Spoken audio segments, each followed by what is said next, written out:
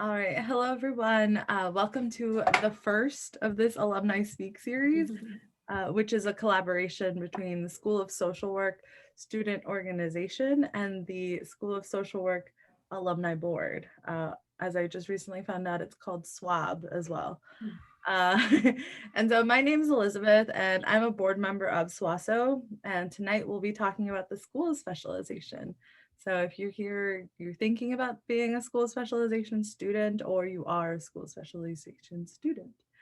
So to give us some perspective and advice, we have two alumni here who will be sharing their experiences working in the field and getting a job. So our first presenter is Kelly Mcgarry. So Kelly is a school social worker at Hinsdale Township High School, District 86, within their self-contained program designed for students with emotional disabilities. She works with students individually and co-facilitates a classroom designed to teach dialectical behavioral therapy. And Kelly also graduated from the School of Social Work here in 2017, and she specialized in schools. And so she has worked as a school social worker in 2 different high schools over the past 4 years. She also sponsors the school's LGBTQ plus club here at the school, Hinsdale South School. And outside of her career, Kelly serves as the treasurer of the Loyola University School of Social Work Alum Board. So thank you, Kelly, for being here. Yeah, thanks for having me. Nice to see everybody. Yeah, and our next alumna is Jennifer Clark. So Jennifer, Jennifer is a school social worker with Chicago Public Schools and is currently serving K through 12th graders in her 12th year. So she graduated from the School of Social Work here with a master's in school social work. And later in her career, she went back to receive her second master's in higher education from DePaul University. And so she presently serves as the president of the School of Social Work Alumni Board. And Jennifer finds it a privilege and an honor to continue serving the needs of children and families. So thank you also, Jennifer, for being here. It's going to be awesome. And so I'm actually not a school specialization student. I'm actually a leadership and development student. But even though I'm not a school specialization student, we have Claire Bergman, who's our moderator this evening and a professional on this topic. So she'll be taking it over. Yeah, I would not say professional, but I am very excited to be moderating this event. I am currently in the school specialization. I'm starting my second level internship in the fall at a school, so I'm very excited. And I'm excited to learn from both our speakers tonight. So we have a list of questions that we have come up with, but if anyone in the audience has questions, feel free to send them through the chat, and then I'll bring them up to our presenters as well. So first off, we'll just start for either of our guests tonight. How did you decide on the school specialization? Jennifer, I feel like we're going to be fighting over who goes first. I was going to say, you want to go and then I can No, go. you go. No, you. No, that's fine. Go ahead, Kelly. I'll go after you. All right, sounds good. So, yeah, I would say for me, I did AmeriCorps for a year after I went to college for children and family studies. And so once I got into AmeriCorps, I was kind of getting my feet wet. I knew social work was for me. If you haven't heard of AmeriCorps programs, definitely look into this with like the world that we're living in right now. You never know when you're going to need that. But I knew that I was going to go into, social work.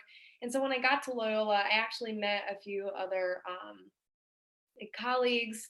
I had no idea what specialization I was going into. I was thinking children and families.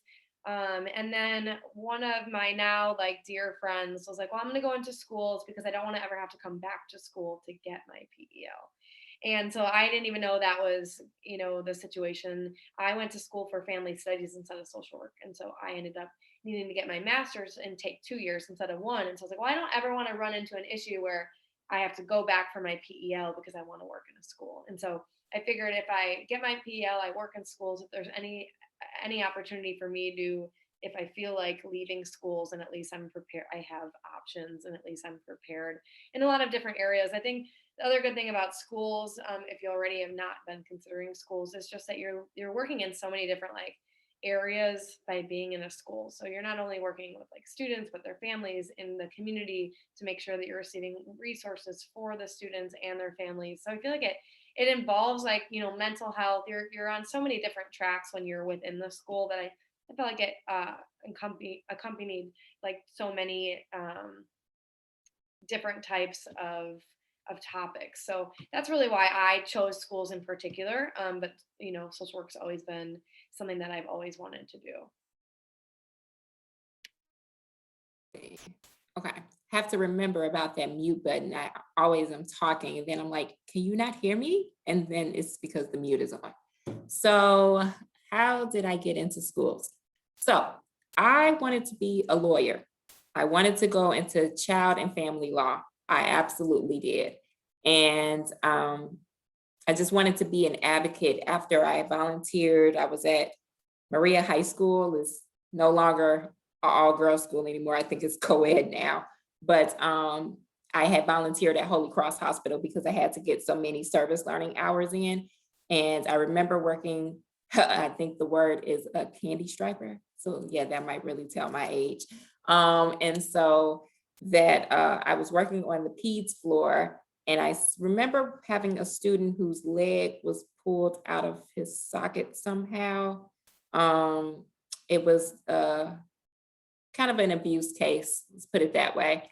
And I was so angry. I was just so mad. And I was just like this little kid, can't really talk or say like, how they felt. They couldn't fight back. It was just this little like body. And I was just like, no, I'm gonna like grow up and I'm gonna like be an advocate. Like I'm gonna stop stuff like this.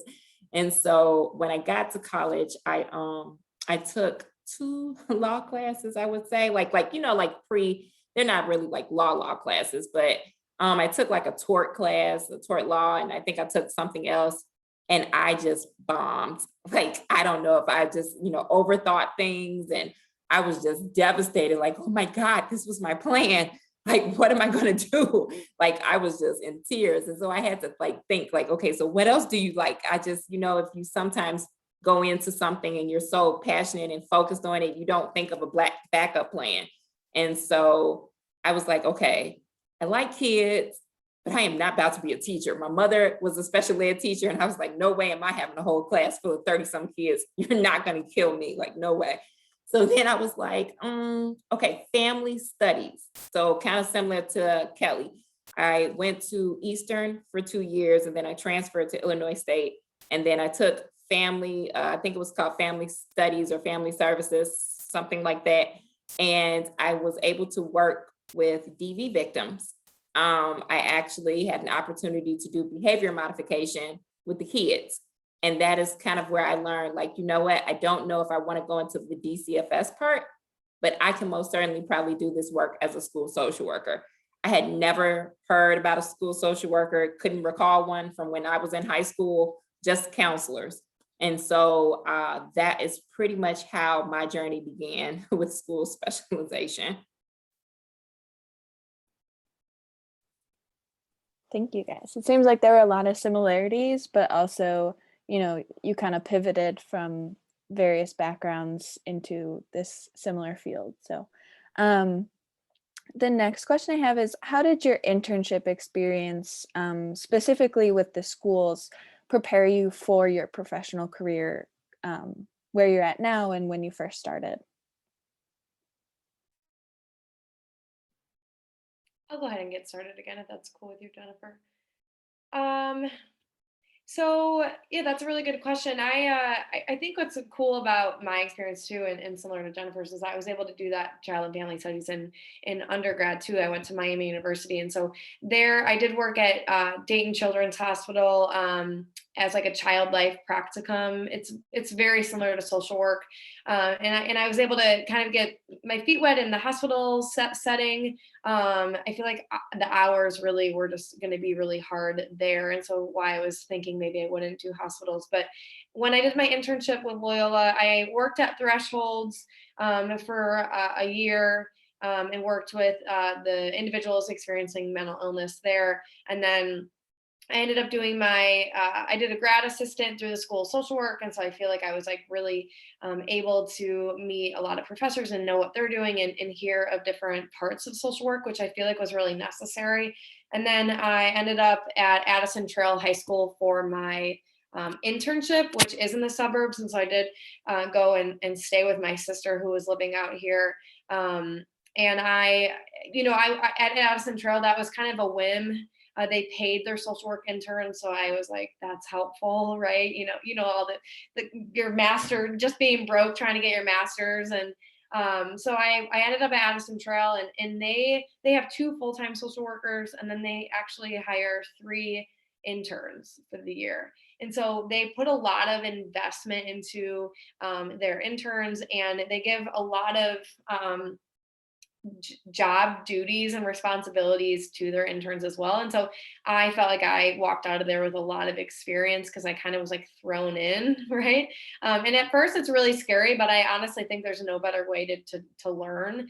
And so I think I had no I think what's hard about schools sometimes is if you're familiar with one area, then it is pretty difficult to get to know the resources and know the community. And so Addison Trail is in DuPage County, and so I've stuck with DuPage County, which has been convenient. But even looking at like community to community, just very uniquely different. And so CPS, I feel like I know a lot of my friends had internships in CPS, and then ended up working in CPS, and I would imagine that it might be easier to kind of travel through there, but I don't know, maybe Jennifer can speak to that. But yeah, I think my internship, I really like asked for a lot. And I think if any of you are still looking or waiting for your internships, I think making sure that like your supervisors are like allowing you to take some reign, right? And that might be, hey, can I meet with this student individually? Or, hey, can I check in with this parent? Or can I write a social work goal? Can I sit at the IEP meeting, right? And so oftentimes, and hopefully y'all get good supervisors, but I felt like one of few that had the internship experience that I did. And I think sometimes it had to come down to like some of the interns being like, hey, can I do this? Hey, can I do that? I need this for school. Can you show me how to do this? And at the end of the day, I feel like a lot of people in schools know that internships are some, it's an internship. You're not always gonna learn everything. And so I do think the good thing about working in the school is everyone's pretty accommodating. Like, oh, you've never done this before? Okay, we'll figure it out together, right? And so I wouldn't put too much pressure into knowing everything when you walk out of your internship, but maybe at the internship interviews you ask too, like, what kind of things can I do here? Because I do think that makes a big difference. I would agree with a lot of what Kelly had just kind of shared with you. So my internship experience was at CPS. I don't know if at the time, trying to think back, and I really wasn't too concerned with trying to apply to other districts outside of CPS. I am a product of CPS, although my mother, being a retired CPS special ed teacher now, had pulled me and my brothers out of CPS public schooling and put us in private school, just because as a parent, you kind of know the ins and outs of how the system works. And I think for my mom, she was just like, I know that my children, while public education is for option for some people, right? She had the means to put us in a private school with a little bit more diversity, access, and so forth and so on. So that's something my mother did for my brothers and I, but I wanted to give back to a system that I knew when I grew up. And so I also knew at the time that, and it still kind of runs true today, that CPS, a lot of people who work in CPS intern with CPS.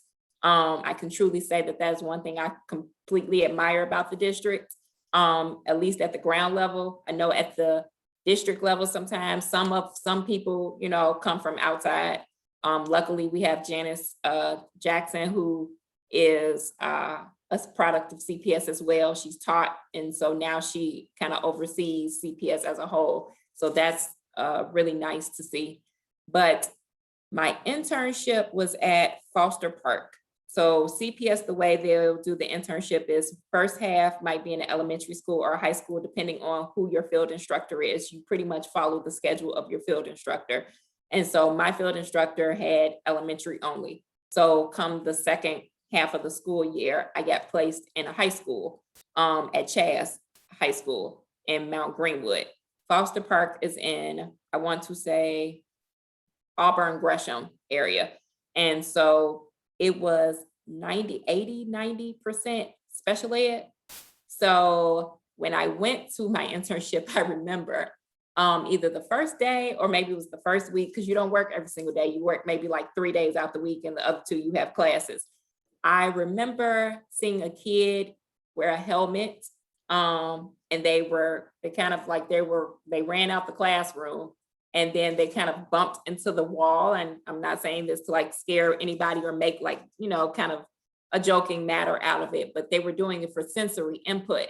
And I remember like, oh my goodness, just kind of being a little frightened because I was like, I did not take any special ed classes at Loyola. Like I had all these classes that taught me how to work in a school and taught me about special ed law and all this other stuff. But there was no class to say what this disability is. What did I just see? All of these things flooded me. And so I, really can truly say is that in your internship, you're going to see a lot. And a lot of things might make you nervous because you're look back on your in-class learning and you're like, wait a minute, where does that make sense? A lot of times you want to be able to see what you're talking about, those theories, CBT, DBT, strength-based model, ecological perspective, all of these things, you want to see it come into play. And trust me, you're going to see it. It may not happen every single day, but little by little, you'll be able to hopefully make those connections. But sometimes you have to foster those. I don't know if foster is the correct word, but you have to seek those opportunities, right? Sometimes they may not be right in front of your face. And so it's like, if that's what you want to see, then you need to like ask, like, hey, I want to see this. I'm learning about this in class. How does this show up in this work? How does that present itself? And so I really think for me, I was a passionate learner. I was both a reflective learner and an active learner. And just kind of giving you a definition of both. A reflective learner is somebody who likes to take information and just process it. That's how they learn. An active person likes to jump in and do things, right? Like they want to be in the mix of stuff. I was a mix of both. And so I think because of that, my internship was everything I needed it to be because I made it that way. I was determined when I came in what I wanted to see. I knew what I wanted to do. I was very passionate about parent support. I didn't want to just know like how to operate with the kids, right? I knew my mom and I knew of conversations she had with me. But that was great and dandy. But I was like, where's the parent? That's the important piece to making this work. I was also curious in culture and climate of the school, right? So I'm very nosy. And so I'm always watching people, seeing like who's having sidebar conversations in the hallway. Oh, they don't know that those kids are related to each other and they just said X, Y, and Z, so like all of that kind of really shaped me and prepared me. And then when I switched to high school, I was placed in a school that was very diverse. So I came from Foster Park and the neighborhood was pretty much, primarily African-American. I would say now you have a lot more Hispanics moving into that neighborhood, I believe. But you also in Chas and Mount Greenwood, it was a mix. So I had white, Hispanic, Asian, I just had the gamut. And it was amazing to see, especially because growing up where I had lived, it was primarily people who looked like me. And so to be able to realize like, okay, so now you hear certain things, right? And you're like wondering, do I fall back on stereotypes or do I make my own assessment? So it was a learning lesson from two different angles. But truly that helped me because in CPS, you don't know where you're going to go. CPS is so big. There are schools on South, East, Northwest, and they can expand as far as almost to like O'Hare. Like it is extreme, like all over. And I've been placed in schools all over. So you get to see different populations, you get to see different staff, you get to see the schools that even look different. Some schools look very, very impoverished, like the neighborhood. And then when you go to a different side of town, you're like, oh my gosh, they have like a mosaic tile. Like, how can they afford this? I was just at a school across the way and they can't even have clean floors. So, you know, I think the vast difference helped me to be able to appreciate the diversity of the district. And that informed my practice and how I had to move and operate with different groups of people. Thank you guys. Those were, you had a lot of great different points throughout, but I think one of the biggest things that you both mentioned was advocating for yourself as an intern. It can be very intimidating, obviously, coming into a new situation, being the young student, but I think it's really important that you bring that up because it is your educational experience and you want to get the most out of it. So thank you for sharing those. So how did Loyola and your field placement prepare you for your PEL exam? And can you guys also just talk a little bit about what is the PEL exam and, you know, why do you need it, I guess would be another point.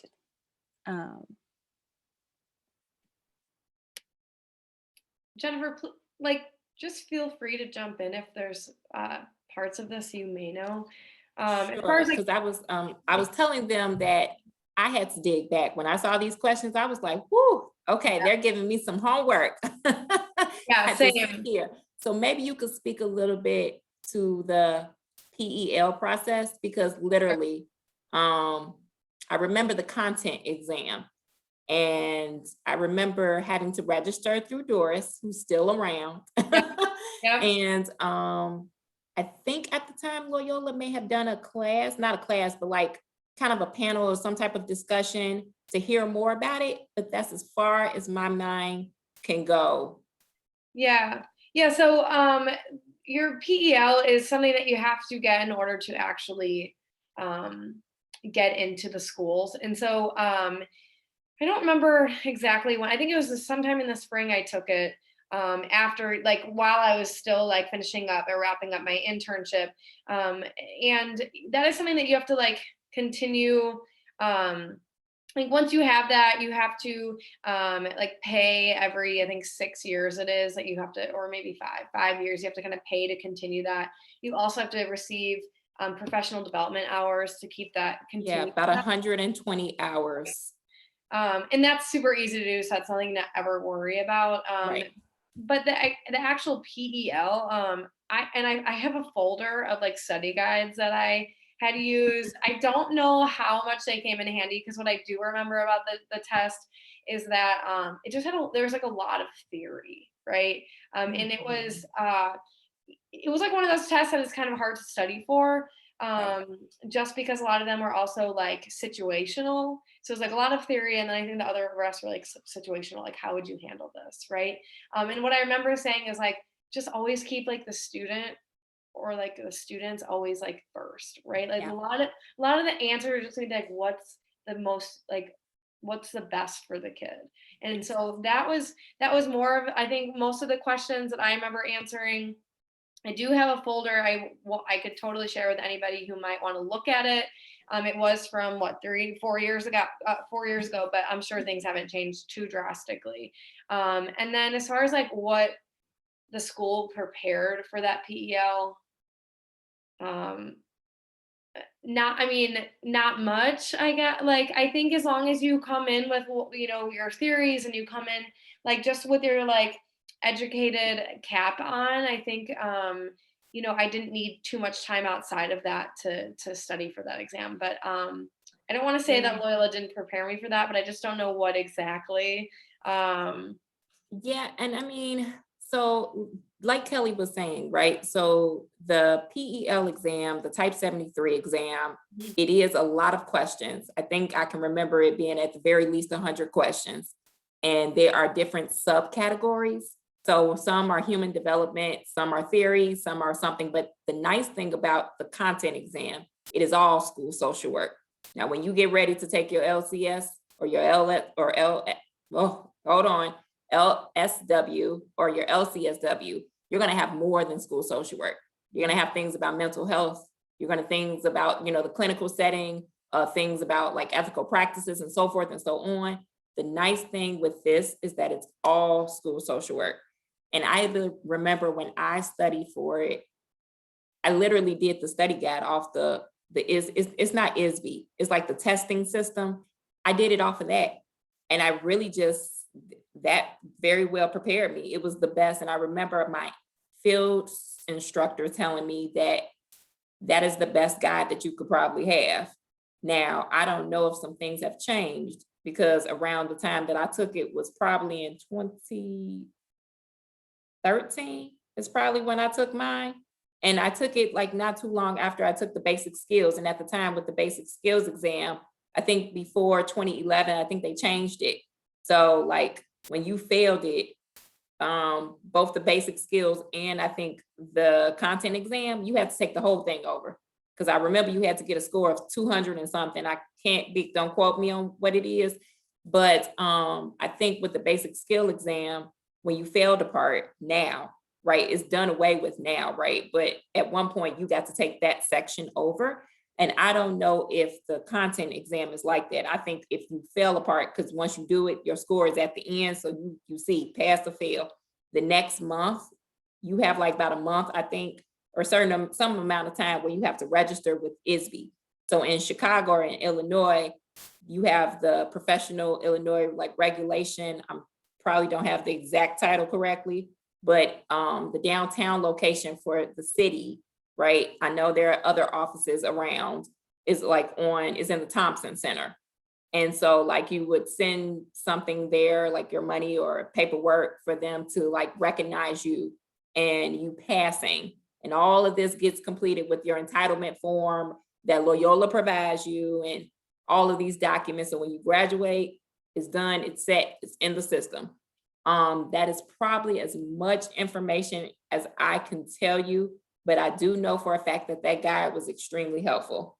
It was very much accurate. It asked you questions about, let's see. Is it Maslow? Is that Maslow who talked about need? Okay, thank you guys, because look, I'm going back. I'm going back in my mind. So it'll ask you something about Maslow's hierarchy of needs, right? Or it'll ask you questions about, so the social worker was faced with yada, yada, yada. What do you do? They're all multiple choice. And that's another thing. There won't be anything where you have to fill in. So process of elimination is what they tell you, right? So you always are going to come across situations where you're like, oh my gosh, A and C look great, or B and D look great. Like, which one? Think back to what Kelly told you. Student first. Always think from that framework of strength-based perspective, right? Because that's how we operate as school social workers. All of them very well might be great answers, but they're not asking you for the greatest answer. What's the best answer? So you have to pay attention to the question and what it's asking you. For those of you, there's a lady that Loyola hires because she goes to different universities and talks about the LCSW or the LSW exam. And she talks about, I think her name is Sophia. I can't remember her last name because it starts with a D. But I will send it to Elizabeth and Claire and she can share it with you guys. She talks about how to take a standardized test. And I remember when I took that course with her, when I was thinking about getting my license, she was sharing how you have to break down the question. And when you break down the question, you're able to understand the answers and you'll be able to get it like probably 75% of the time. I had nobody ever showed me that. So you might want to just, maybe if someone's going to teach a course on how to pass the content exam, ask questions about how do you really look at questions? How do you decipher, which one is first? And help me out, Kelly, if I get this wrong. But it's like, validate, acknowledge, assess. That like they kind of got like a little bit of an acronym for how you do that and what order those things fall. You can completely use that method when you're going through those questions, and that very well might help you. So hopefully that response is helpful, but if it's not, we're going to give our emails at the end. You can most certainly reach out to us with other questions. Yeah, and I can send over the study guide that I do have. I remember it not being 100% helpful, but it wasn't not helpful, Right. right? Like there's still some that came off of it that I remember looking at. So, and thanks to everyone that's writing in the chat. That's super helpful. You all are helping each other out. And the last thing I'll mention about that is, Jennifer and I work really closely with the school social work in terms of like, what is the school social work program doing to like help current students Yes. and alum. And so that's really good feedback that like, yeah, I couldn't say with certainty that I felt super prepared for the PEL. I'm sure other people feel that way.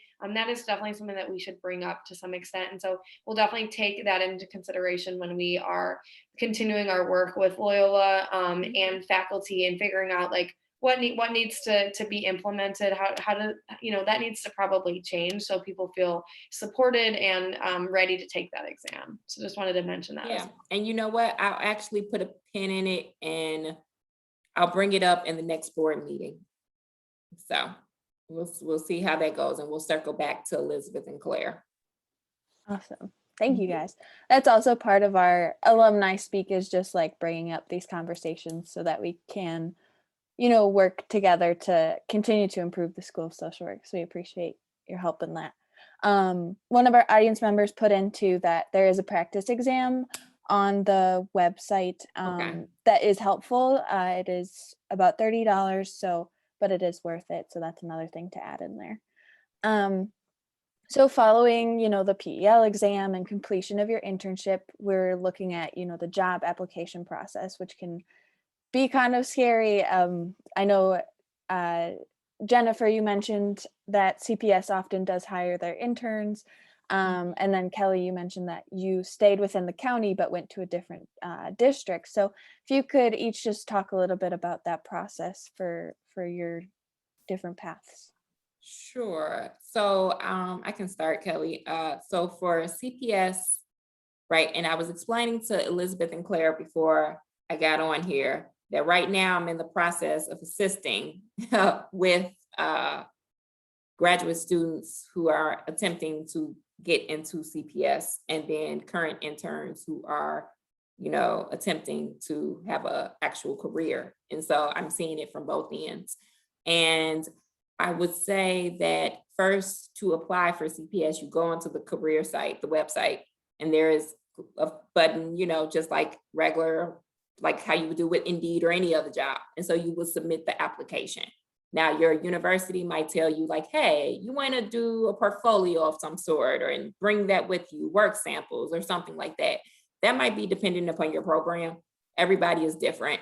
But the process, I would say, where students and actual interns, they're still students, will get a little tripped up, I think, is just overthinking, right? I think that sometimes, first of all, people tend to just talk, thinking that the more I talk, you know what I mean, the better I sound. And it's like, sometimes if you can just be concise and direct, that's good enough. And I think being able to truly show that you know what's on your resume, okay? And what I mean by that is that sometimes we like to put things on our resume to make it jazzy and make it sound good and stand out. But then when you're called out for it, then you're like, don't have anything to say. And it's not good, right? So be able that anything that you put on paper with your name to it, that you are able to back it up and be able to be confident. And sometimes your interviewer will throw you a curveball, right? And you're like, huh? Play it off. Be firm. Look like you got it. Even if you don't get it, you could still say, that's a really good question. May I have a minute to think it over? That's perfectly fine, because I'm sure they will much rather you think than to just spit out whatever answer. And then come back and give your best answer that you can give. I think most times they're looking for people who are authentic, driven, and passionate. And they want to see that come across in the interview. You don't have to pitch it like a sales pitch. You know what I mean? This is social work, right? Everybody wants to come in, help somebody, clearly, right? That's what the work is. But they want to see you. They want to see what you can bring to make the district better. What can you do for our kids, right? And it's not, and hear me when I say our kids. So it's not like, you know, if you're working in a certain population, okay, like those are mine. No, CPS is, whew, it's like probably over 300 some thousand students. When you sign up to work for the district, you take on the responsibility of standing and being an advocate for every student that belongs in CPS, because you don't know where you're going to get placed. So all I can say, yeah, with the interview process is just be true and authentic to yourself. Do not put anything on your resume that you can't back up. And when you use words, be sure you know what they mean. Because once again, people like to use words, be fancy, and there's nothing wrong with that as long as you use it in the right context and it looks well. Do not doctor up yourself to look impressive and then you can't deliver, because you know you don't want to embarrass yourself. And sometimes you only get one shot and you don't want your opportunity to be missed. So I think that's probably the best thing I could say. Awesome. And I'm going to piggyback off that just really quick. I think, Jennifer, you make a really good point. I think all they need to know when you're interviewing is that you love these kids and all you want to do is work with them, right? Like just that passion. I didn't know like a few different questions. Like I had one, like a kid screaming at you, you know, it was like very, like, it was definitely like a particular scenario. And I was like, you know, like just like smiling, I'm just going to support that kid. Right. And it was vague, but it was like, I'm just going to support that kid. Like, that's my job. I'm just going to support that kid and what that kid needs. And so like, I like totally stumbled, but like, you could probably just tell, like, that's what I want to do. Right. So that's a really good point. I'm also going to enter two websites that I used really frequently when I was doing my interview search. These two I checked regularly. I also am going to add two different Facebook groups you should really jump on, because there's always social workers that are on here that are like, hey, my district's applying. Hey, there's this. You know, I heard my friend's leaving their job. Can you know, I'm looking for people. Please reach out to me. So these two sites, two websites, and then Facebook pages. I followed really like super regularly. That was super helpful for me. And then like, if you're ever looking, like if there's a school that you know you do want to work at, or like I knew I wanted to stay in DuPage County. I did apply for CPS, but I knew I wanted to stay in the suburbs. And so I applied, like I picked, you know, 10 high schools that I wanted to apply to. And then I would search their website and just type in employment and see if they were hiring. Because not every district is going to go through the drama of adding, you know, different titles or different job openings on websites. And so oftentimes it's really good just to go to that school's website and look on there. The other thing I would say about that is I think like, there's a few education career fairs that happen around this time. I did go to a few of those. Oh, awesome. Some podcasts. Great. Yeah. I did go to a career fair. It was just for education. I remember being at DePaul. I had two other interns I worked with that got jobs on the spot. I was like, how does that happen? And so I think like that's a really good opportunity to honestly just feel uncomfortable, and also kind of get to know what districts are out there and who you want to work for and who you don't. Like I walked in there and there were some where the line, you know, so there's teachers or sped teachers, social workers, everybody kind of going up to each district to introduce themselves and pass around their resume. And I had schools where I was like, I don't want to work there. I don't want to work there. I do really want to work there. I met this really nice special ed coordinator, right? So I just was looking at my notes. I have a list from the career fairs. I looked one up. There might be one at ISU for that coming up. But yeah, typing in education career fairs, that helped me out big time, just so I can kind of see what districts are hiring. Who do I want to work for? Do I want to be in a high school? I think that's all questions that you have to ask yourself. I will add to in that same area is like, I think just like going in with an open mind, right? Like, so if you're going into CPS, yeah, you can probably expect that you will get your feet wet in all areas.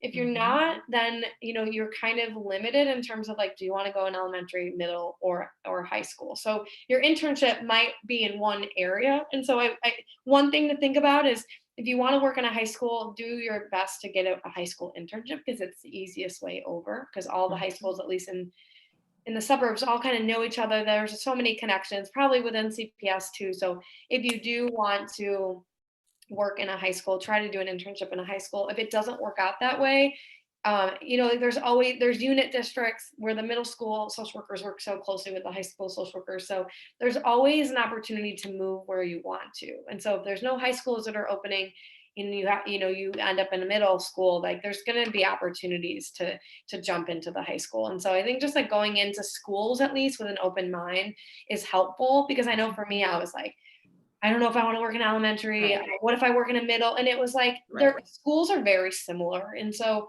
I think like just going in it with an open mind is helpful, because it's like jobs are sometimes limited when you're going into schools, right? And so it is difficult. And so I think just being open to whatever opportunities come your way. And I want to kind of piggyback really quickly, and then we can like move on to the next question. But I think mock interviews, I did one. I remember doing that and I'm trying to see if I did it at Loyola, if I did it, because Loyola was grad school for me, or if I did it at undergrad. But mock interviews are very good and useful. It prepares you for like, how to deal with a curveball. Like, how do you present yourself on camera? And think about it, right? We're coming in a post-pandemic. So nobody's doing interviews face to face. So then do you got noise in the background, right? Do you, is it all these other things, from your hair, being different colors at the end and, just all types of stuff, right? Like, how do you present yourself is so important. Also, I would say, but to Kelly's point, know who you want to work for, right? I knew about CPS district because my mother worked in CPS and I had friends and family to some extent. Do not just apply everywhere just because you're like, oh my gosh, I need a job. When you apply with an employer, their mission and vision is going to stand for somewhat of what you should think that, okay, this is what I stand for because I work for them. You don't want to work for an employer whose values you do not agree with, because that is not, you're going to come across a conflict. So be mindful to do your due diligence and look into the district and see what they stand for. And if they align with who you are as a person and professional, then by all means apply. But if they don't, keep looking. So that was a lot of information, but all very, I think, pertinent to a lot of people's current situations, trying to job search in the middle of a pandemic. And, those are all great points. And for those who may watch this not live, we will share those links that were shared as well, so you can look at those. So kind of moving forward with our next question here. School social work, that's such a broad term. So if you guys could delve into a little bit more, what are the opportunities available within this broad field, i.e., different classrooms, group versus individual work, addiction specialization or SPED specialization? I took some notes if you want me to just throw some of them out and you can add to it. Because most schools are similar, but there's definitely schools that might require, like typically you're gonna have social workers that are gonna work with a gen ed population and the special ed population. You're gonna do groups and you're gonna work with kids individually. Then you have schools, and most schools have opportunities to do this, but it really depends on resources. But you might have schools where you're gonna work just special ed or just gen ed. That is rare, but there may be schools that do that. There's some schools where you will be a social worker for their like functional level skills classes. So like their life skills classes, students with like developmental disabilities who is going to be more so needing to work on like how to like how to get ready in the morning, how to take care of a job during the day. And then there are some social workers too who get to work in the transition center, which is when those same students get to leave the high school setting, but they're still part of the district who do work between like ages 18 to 25. Is it 25 or 26, Jennifer? One of the two. 26, yeah, but I'm not quite sure. Yep. And so they then get more resources after high school to make sure that they are like successful in living meaningful lives. And so there's also social workers that kind of dive into that sometimes as well. my school has a deaf and hard of hearing program. And so there's actually a social worker who works directly in that program and only with those students. And so I thought that was really cool when I got to my school. And one of the reasons why I was so drawn to my school in the first place, because I thought that was a really cool addition that we have to our school and just diverse. And then the last thing, which is very rare, I would say, but my school does specialize and have our own like therapeutic day program. I'm going to talk a little bit about that later. But you know, I work with students who are typically outplaced, and so students who have emotional disabilities, you know, PTSD, anxiety, depression, school refusal, addiction, a lot of behaviors that are typically not able to be in the public education setting. But a lot of schools now are creating these programs within the school district that students can attend that just has more resources and more social workers, because it is very expensive to send schools out to other schools. And so what districts are doing now, which is really great, and also, you know, a little complicated given the dynamic, but they're creating programming to support these students with just more therapeutic services. And so did I miss it? And I work, like in my role, I do individual and group, and that's pretty common for social workers. Right. Jennifer, you want to add anything to that? So I think you kind of hit it on the head there, like with the different, you know, opportunities. I will say is that if you get your school social work, like, you know, MSW, and you decide, right, like, okay, I've been doing schools for a while, I want to venture out, I want to do something different, right? Let's say you're vested and tenured and all of that in your school, and so now you can leave and not lose any years or any issues with your pension. You just want to try something new.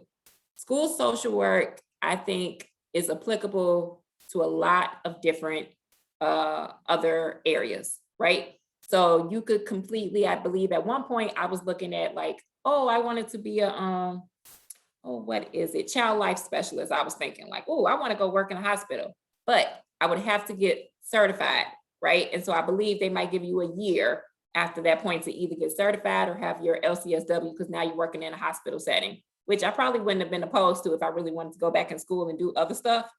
But another option is that you could be the director of special ed. I've seen schools that are private. I just was doing an assessment where the person who was facilitating from the private school, she was like, oh, Ms. Clark, I understand what that means because I have a, you know, MSW. And I was like, oh, okay. And she was the director of that school special ed program. So you can absolutely do that. You could teach at the community level. At the community college, you can teach a class with a master's. I'm sure they might prefer somebody with a doctorate degree, but at the community colleges, you can teach with a master's degree. And then I'm trying to think, because I also took a few notes. You could be an SEL specialist, social emotional learning specialist. I do know that you can actually get a social emotional learning endorsement or certificate. I'm not sure like what programs in Illinois there are that have that. So that's something to consider, right? If you want to make yourself more marketable, just going back to the other question, sometimes having these extra endorsements, extra certificates, you know, it speaks a little bit loudly to some districts. So, you know, just something to look into. And you could be social work coordinators, like there's opportunities, right? So don't feel that you're trapped or you're stuck. And also you can make opportunities for yourself. I truly believe, especially given our society now, social workers and counselors are so sought after because of the, you know, health crisis and the impact that it's had on children and families and so forth and so on. I think as long as you're able to kind of show through data, right, your value in your work, sometimes you are able to create yourself a position somewhere if there's that much open opportunity. And that's always exciting, right? Because now you can determine what that looks like, how that gets done. Is not always the case, but there is flexibility, I think, in school social work. Yeah, that's great to know, because I think sometimes you have this very single-minded view of like, this is the only thing I can do, but there is so many opportunities within just the field of school social work.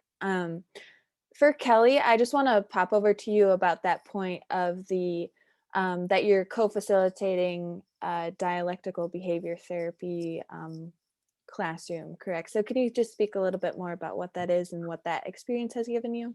Yeah, definitely. So when I got out of college, or when I got out of Loyola college and Loyola, I didn't know what DBT was. I'd heard of it maybe once, maybe twice. This was definitely like a new and upcoming therapy. I'm going to link the book that we use within the two schools I was at, in case you want to take a look at that. I think it'd be helpful to browse, to maybe even order before interviews, just to have another thing you could say that you've already looked at. But DBT is a type of therapy that was originally made to treat individuals with borderline personality disorder, essentially using like what are individuals' values, how can you then incorporate mindfulness, emotion regulation, distress tolerance skills into your day-to-day life in order to be able to regulate yourself and also like live a meaningful life.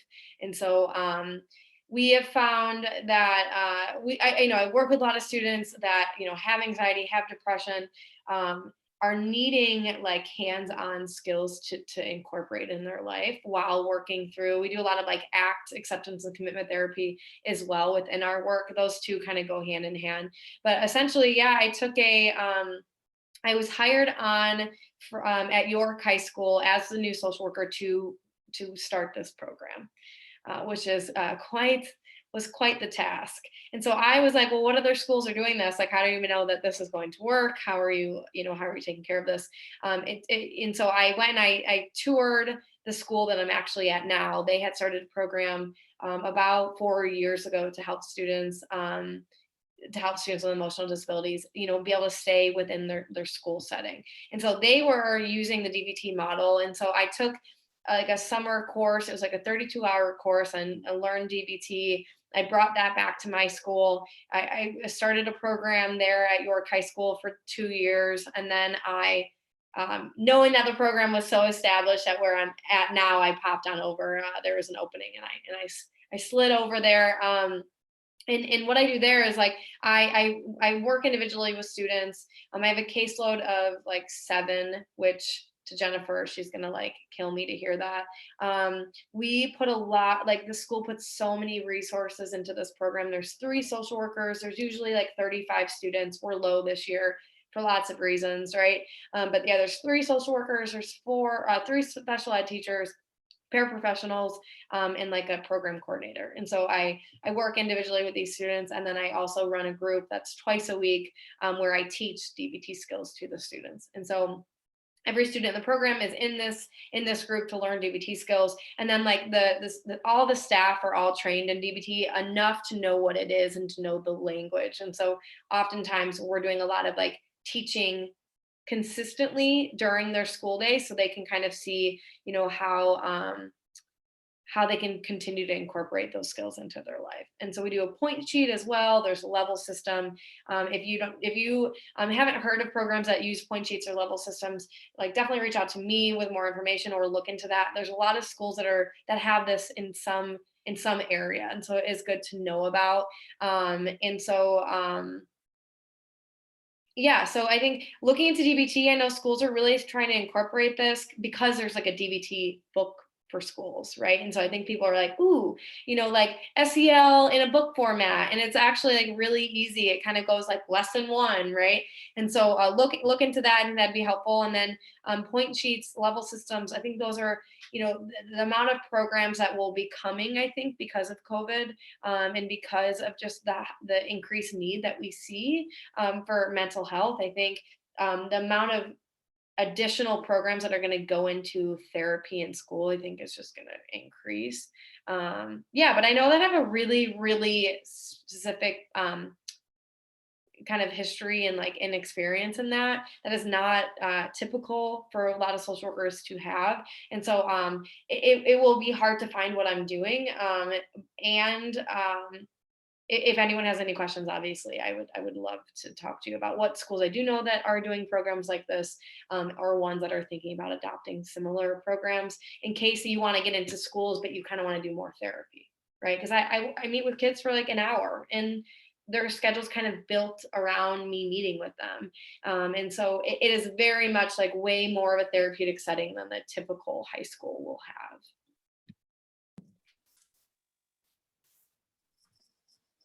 That's really cool to learn about. So we'll definitely have to delve into that book.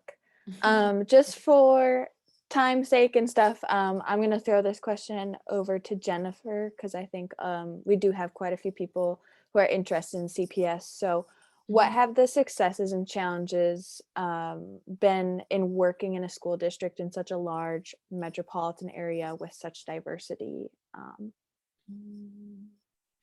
Good question. Trying to figure out like, what can I say so I don't get myself in trouble, because I am a little bit of a fire starter. So, and I'm like, don't need this circulating. And then somebody says, so I saw this clip, right, where you were saying such and such. So no, I think first of all, let's start with the positive, right? So some successful things is that because the district's so big, you have opportunity to learn and grow. Right? We're the third largest school district in the United States, under California as second, New York as first. And so there are always ongoing professional development. We have a strong system of supports, right? Everybody in the city of Chicago has a partnership with Chicago Public Schools, from banks to like hospitals.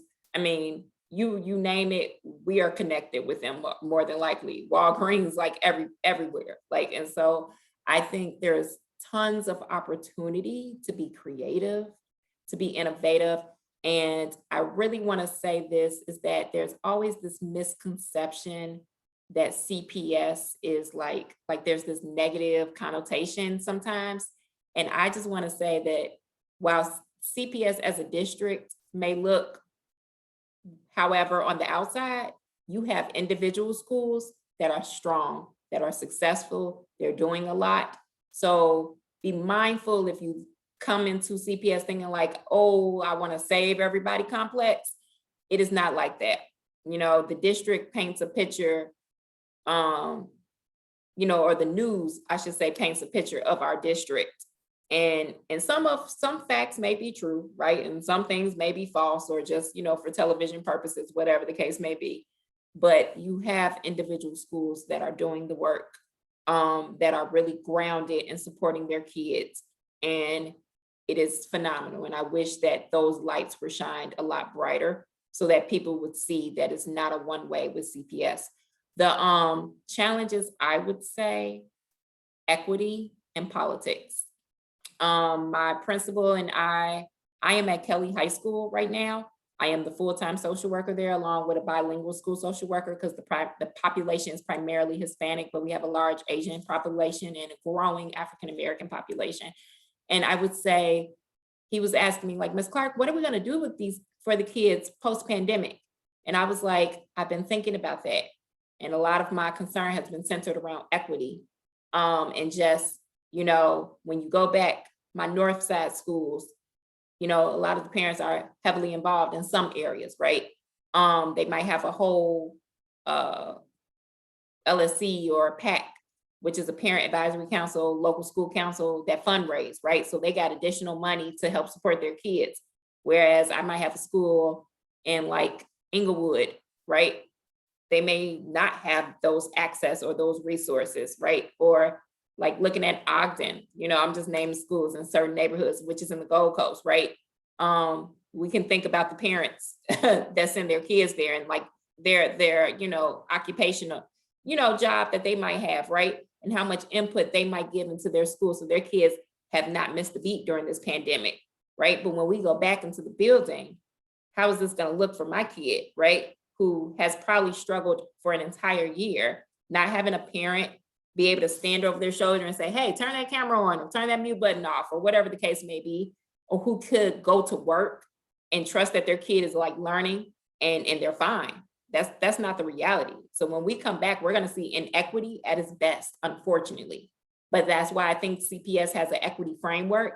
That's why they have like these trauma-informed, like evidence-based practices that they're trying to, get everybody to be involved in. This is why CPS always elicit the input of parents and surveys, focus groups, because they really want to know that we can do this work together.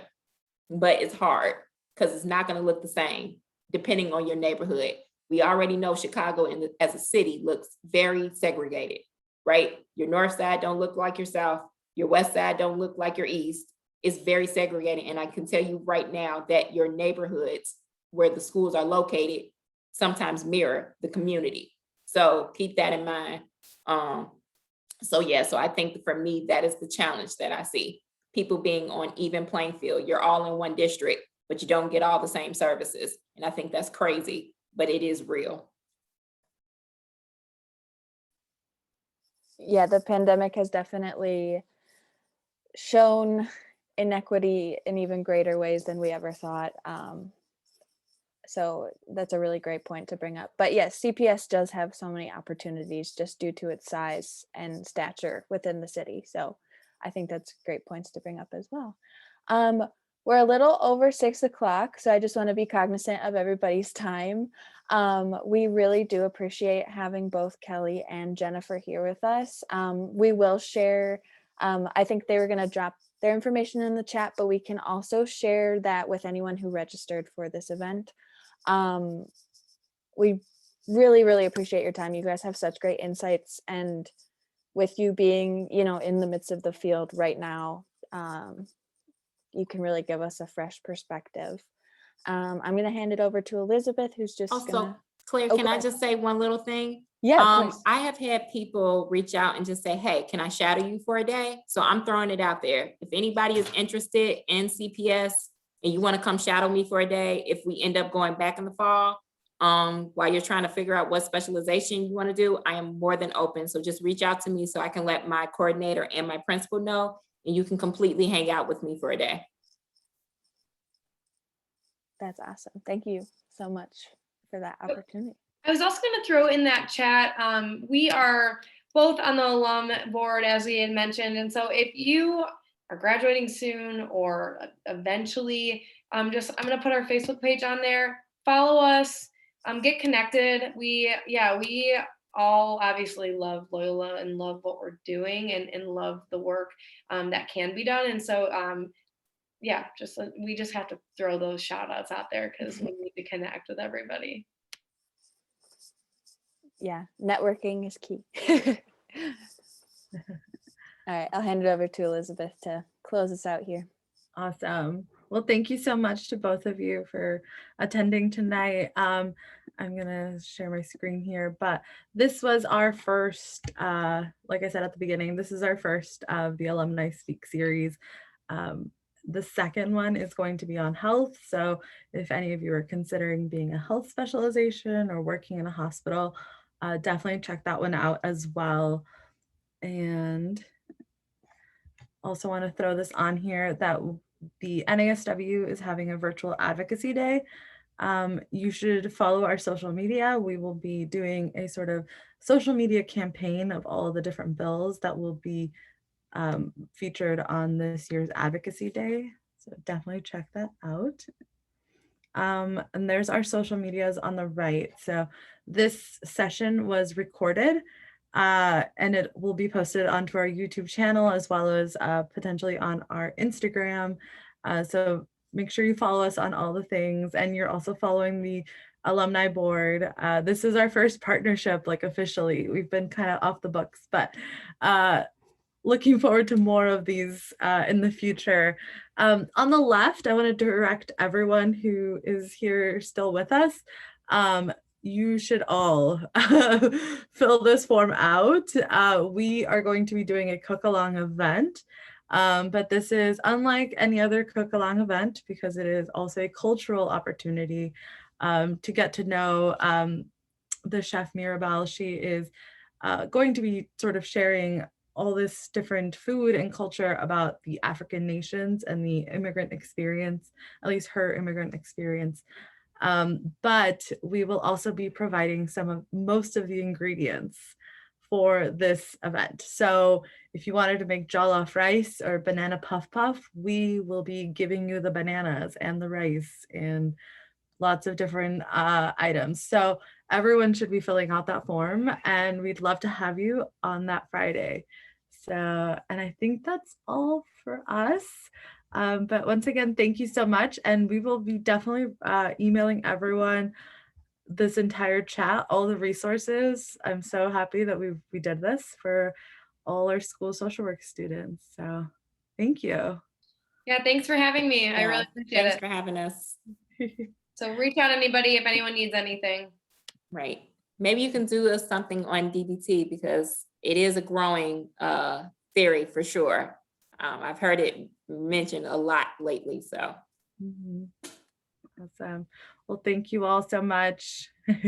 Have a great night. Bye.